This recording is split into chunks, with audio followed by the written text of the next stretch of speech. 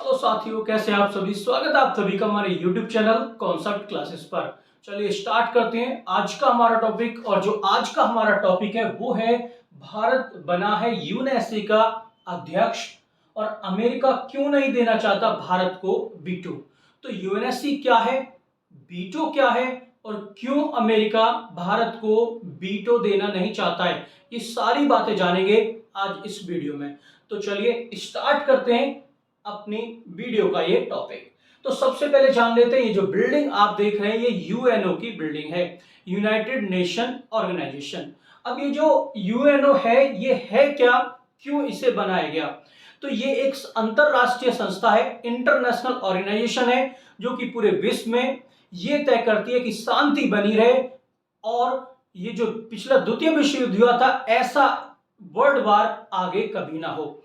First world war की बात करें तो उसके बाद एक ऑर्गेनाइजेशन और बनी थी जिसका नाम था League of Organization. League of Organization ये कह दी थी कि हम लोग सेकंड वर्ल्ड वार नहीं होने देंगे, उससे बचेंगे। लेकिन सेकंड वर्ल्ड वार जब हो गया तो लीग ऑफ ऑर्गेनाइजेशन भी खत्म हो गई।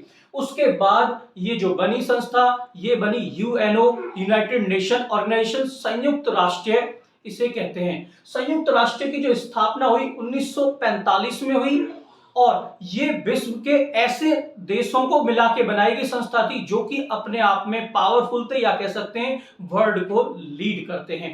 ये जो संस्था बनाई गई 24 अक्टूबर 1945 में बनाई गई और 24 अक्टूबर को इसका स्थापना दिवस मनाया जाता है। भारत इसमें फाउंडिंग मेंबर रहा था।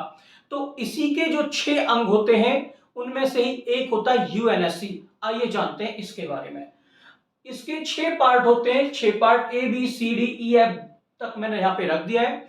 6 पार्ट में एक पॉइंट आप सभी के लिए बहुत इंपॉर्टेंट आता है, वो याद रखिएगा, एग्जाम में भी कई बार पूछा जाता है कि यूएन के 6 पार्टों में से किसका ऑफिस अमेरिका से बाहर है। तो वो है इंटरनेशनल कोर्ट, यानी इंटरनेशनल कोर्ट ऑफ जस्टिस। इसका जो हेड ऑफिस है, मुख्यालय, वो नीदरलैंड के शहर हेग में है। याद रखिएगा, ये इंपॉर्टेंट है, कई बार पूछा जाता है। अब इसमें जो सी है, जनरल असेंबली, ये सामान्य बैठक होती है। ये बैठक सितंबर महीने में होती है और इसमें जितने भी यूएन के सदस्य देश होंगे 193 193 देश हैं। और जो अंतिम देश जुड़ा है, यानी अभी हाल ही में जो नवीनतम जुड़ा हुआ देश है वो है दक्षिणी सूडान। याद रखिएगा, ये भी पॉइंट इंपॉर्टेंट है। तो जनरल असेंबली में सभी के सभी हिस्सा लेते हैं, सभी देशों के राष्ट्रीय अध्यक्ष उसमें हिस्सा लेते हैं। अब इसमें एक है बी पॉइंट पर सिक्योरिटी काउंसिल, यानी सुरक्षा परिषद। इसी को बोलते हैं यूएनएससी, संयुक्त राष्ट्रीय सुरक्षा परिषद, यूएनएससी। ये इसका सबसे पावरफुल अंग है और इसी का अध्यक्ष बना हुआ है हमारा देश भारत। और अध्यक्ष बनने का इसमें यह फायदा होता है कि भारत विश्व के वो मुद्दे उठाएगा जो वह चाहेगा, यानी जिन मुद्दों पर वह चर्चा करना चाहता है उन मुद्दों को उठाएगा, और जिन मुद्दों को वह चर्चा नहीं करना चाहता है भारत उन्हें उठाएगा नहीं, उन्हें दबा सकता है। ये अध्यक्ष की पावर होती है। अगस्त महीने में भारत इसका अध्यक्ष बना हुआ है 1 महीने के लिए, और अगली बार इसका जो अध्यक्ष बनेगा वो दिसंबर में बनेगा।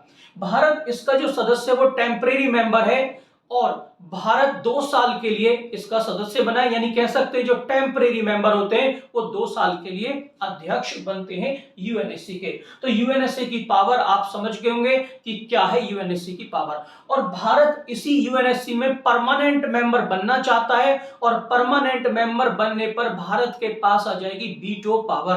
तो आइए जानते हैं यूएनएससी क्या है और डिटेल में। यूएनएससी की बात करते हैं तो यूएनएससी में कुल 15 मेंबर होते हैं। ध्यान से समझिएगा, यूएनएससी किसका अंग है, यूएनओ का अंग है। और इसमें कितने सदस्य होते हैं, 15 होते हैं। 15 में से जो 10 होते हैं वो अस्थायी होते हैं, नॉन परमानेंट होते हैं, और जो 5 होते हैं परमानेंट होते हैं। और ये जो P5 है, परमानेंट 5 है, इनके पास ही होती है वीटो पावर और भारत इन्हीं में आना चाहता है। ये जो अस्थायी सदस्य हैं ये 2 साल के लिए बनते हैं। अगर अपने भारत की बात करें तो भारत 8वीं बार इसका अस्थायी सदस्य बन रहा है और अगस्त महीने में इसकी अध्यक्षता कर रहा है।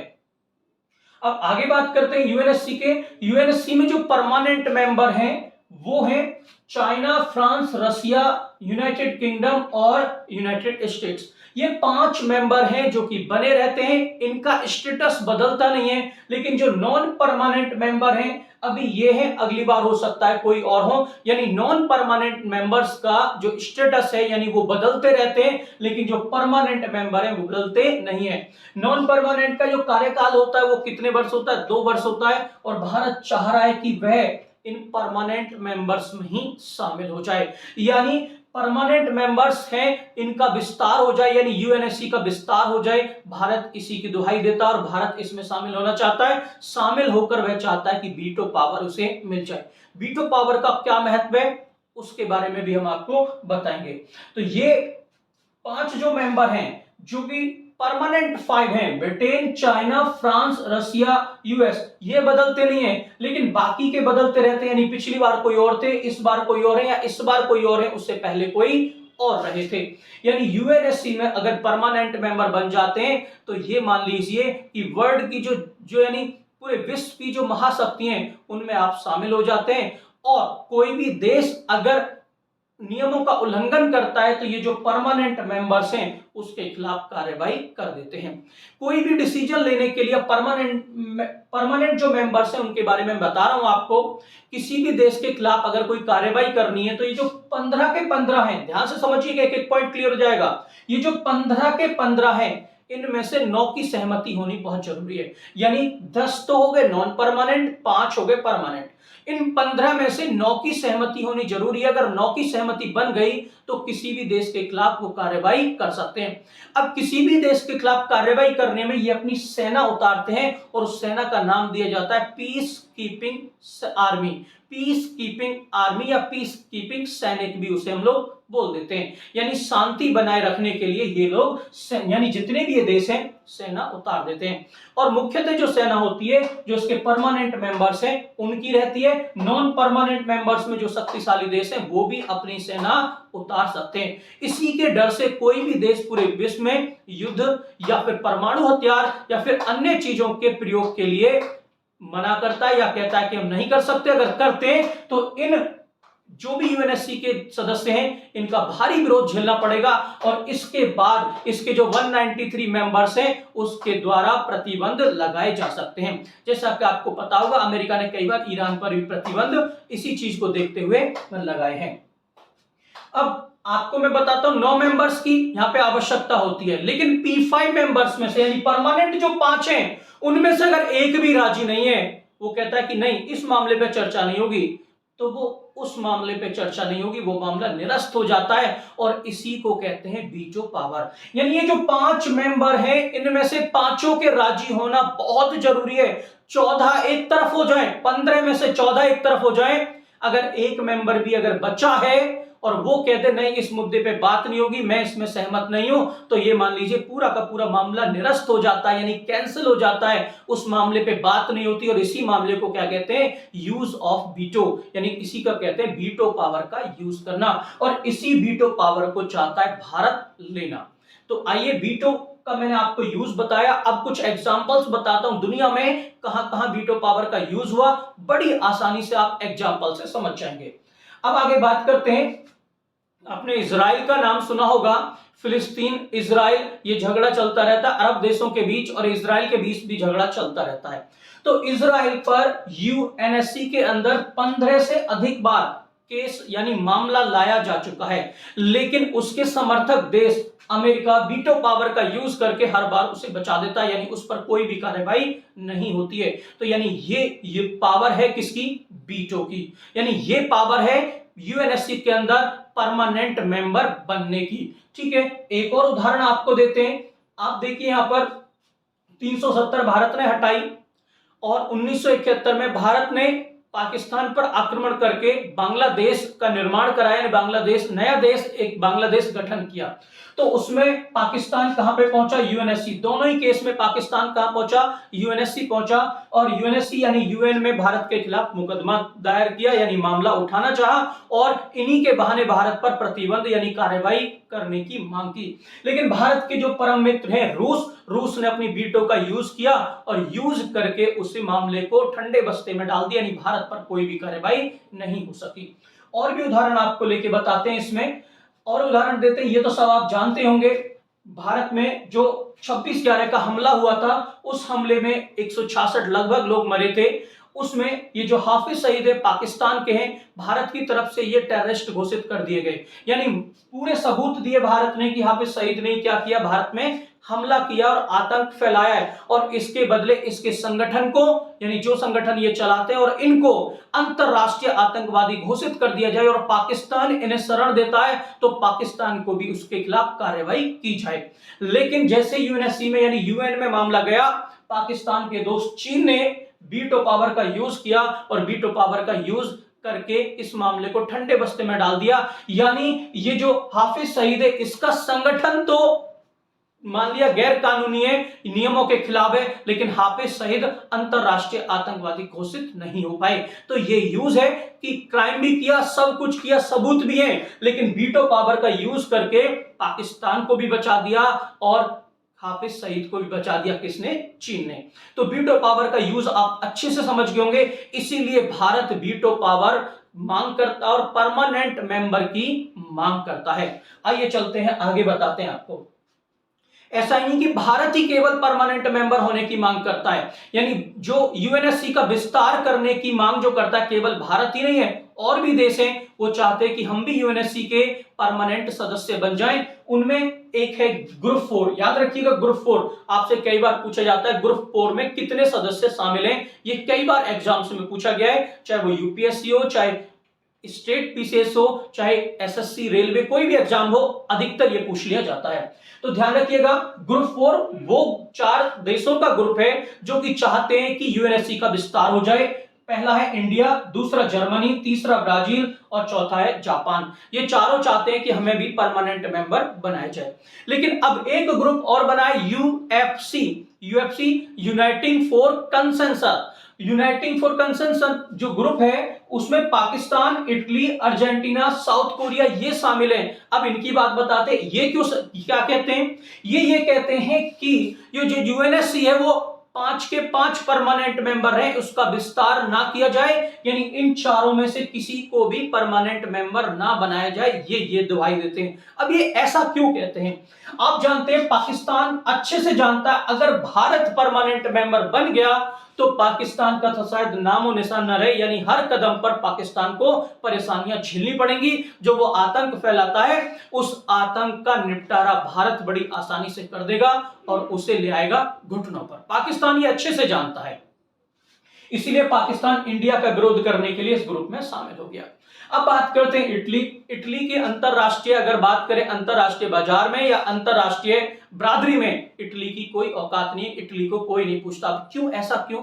उसके लिए मैं आपको बताता हूं। जो बेपैंदी के लोटे होते हैं ना, कभी इधर कभी उधर, उन्हें कोई भी नहीं पूछता। आपके समाज में, आपके फ्रेंड सर्कल में भी ऐसे लोग होंगे जो इधर या उधर, आप तुरंत देख के कहते हैं यार ये उधर भी हो सकता है, उधर भी हो सकता है, इनकी कोई वैल्यू नहीं होती है।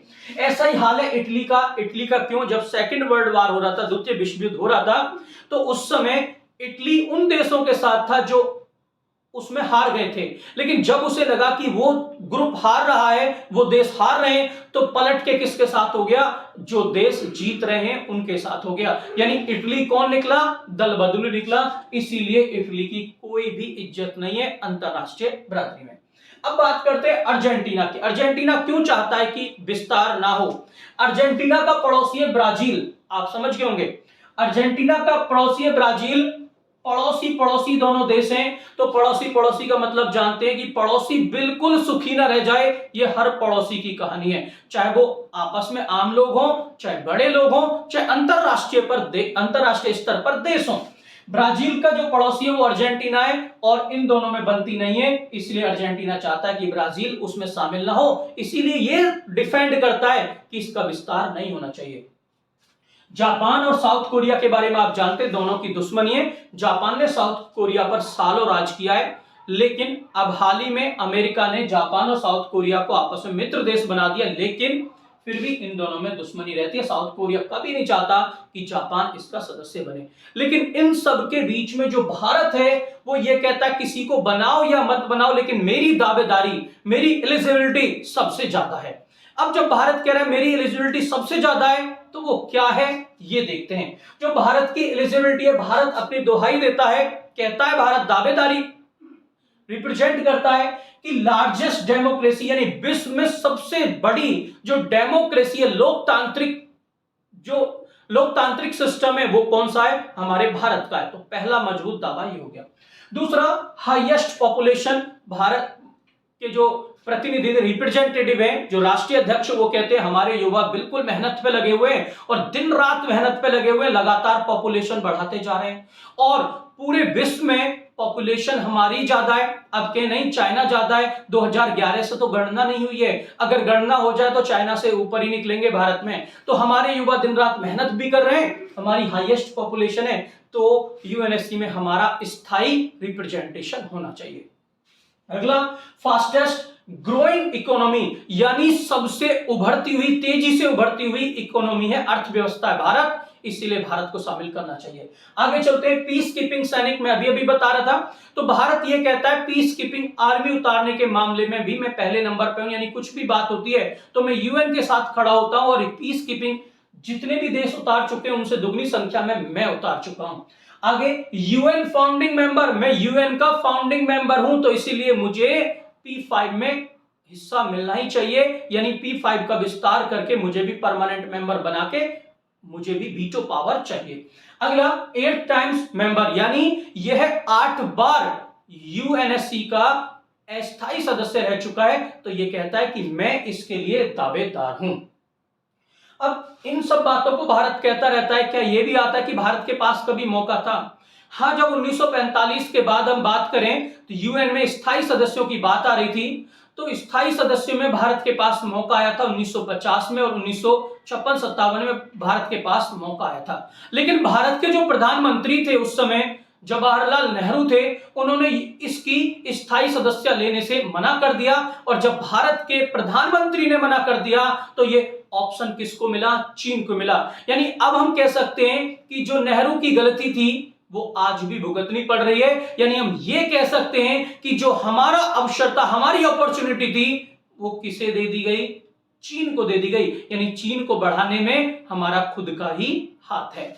अब आगे बात करते हैं कि अमेरिका क्यों नहीं दे, इतनी सारी दुहाई देने के साथ, इतने सारे फैक्ट गिनाने के बाद भी अमेरिका क्यों मना कर रहा है? तो मैंने गिनाए आपको 5 मेंबर्स में से फ्रांस के साथ भारत की अच्छी पड़ती है और रूस तो देखो कैसे हाथ मिला रहे, परम मित्र है ही है, भारत का हमेशा साथ देता ही देता है, यानी 2 कंट्री बिल्कुल राजी हो गए। ब्रिटेन भारत के पक्ष में 3 कंट्री राजी हो गए। अभी तक चाइना एक विपक्ष में रहता है। अमेरिका की बात करें, ओबामा का जब कार्यकाल था तो ओबामा भी इस पक्ष में थे कि भारत को परमानेंट मेंबर बनाया जाए और वीटो पावर दी जाए। अब फिर डोनाल्ड ट्रंप थे, डोनाल्ड ट्रंप ने भी यही कहा कि भारत को वीटो पावर दी जाए, परमानेंट मेंबर बनाया जाए। लेकिन जब से ये बुढ़ऊ आया है, इस बुढ़ऊ के तेवर बदल गए। ये तो कहता है कि इसका यूएनएससी का विस्तार तो किया जाए लेकिन भारत को वीटो पावर ना दी जाए। अब ये क्या मतलब हुआ? भारत को यूएनएससी का परमानेंट मेंबर तो बना लिया जाए लेकिन भारत को वीटो पावर ना दी जाए। इसका मतलब तो यह हुआ किसी को सजा धजा के पार्टी के बाहर बिठा दो कि भाई पार्टी में अंदर नहीं जाओगे, गेट में ही रहोगे, पूरा मेकअप करके सजा धजा के नया लहंगा चुन्नी पहना के बिठा दो लेकिन वो पार्टी में नहीं जाएगा। तो यही ये भारत के साथ करना चाहता है कि सारी चीजें दे दो, परमानेंट मेंबर बना दो लेकिन वीटो पावर नहीं देंगे। अब इनकी परेशानी क्या है? क्यों इनका दिमाग सटिया गया है? क्या दिक्कत आ रही है? अमेरिका यूएनएससी के अंदर अपनी मनमानी चलाता है, अपनी चालबाजी करता है, सारे काम अपने अकॉर्डिंग करता है। लेकिन भारत एक सिद्धांतवादी देश है, आदर्शवादी देश है और वो सभी नियमों को फॉलो करता है जो यूएन ने बनाए हैं। अब भारत अगर स्थायी सदस्य बन जाता है तो वो उन सभी नियमों के साथ जाएगा और अमेरिका के खिलाफ भी काम वो कर सकता है, ऐसा अमेरिका को लगता है। और अमेरिका ये भी सोचता है कि जो ये रूस है वो इसका परम मित्र है, कहीं ना कहीं भारत रूस के साथ ना चला जाए और 2 परम मित्र अगर परमानेंट मेंबर्स में शामिल हो गए तो मेरी जो इमेज बढ़ी हुई है या मेरा जो रुतबा है पूरे विश्व बिरादरी में, इंटरनेशनल बिरादरी में, वो कम होना शुरू ना हो जाए। इन्हीं सब चीजों को सोचते हुए अमेरिका ये तो चाहता है कि परमानेंट मेंबर बने लेकिन ये बिल्कुल नहीं चाहता कि उसे वीटो पावर दी जाए। तो ये थी आज की हमारी वीडियो, ये था आज का हमारा टॉपिक। आप सभी को कैसा लगा कमेंट करके बताइए। आज के लिए इतना ही। Thank you so much. जय हिंद, जय भारत।